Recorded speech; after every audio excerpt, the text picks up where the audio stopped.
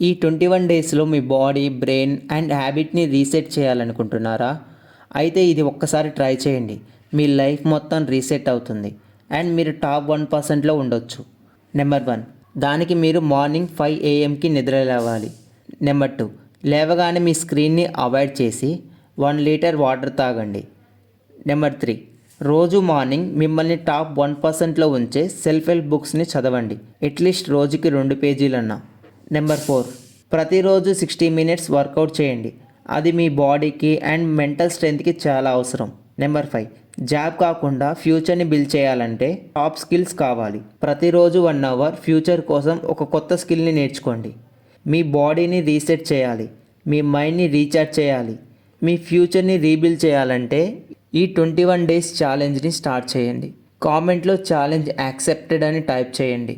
ఇలాంటి వాల్యుబుల్ కంటెంట్ని మిస్ కావద్దు అనుకుంటే ఫాలో అవ్వండి.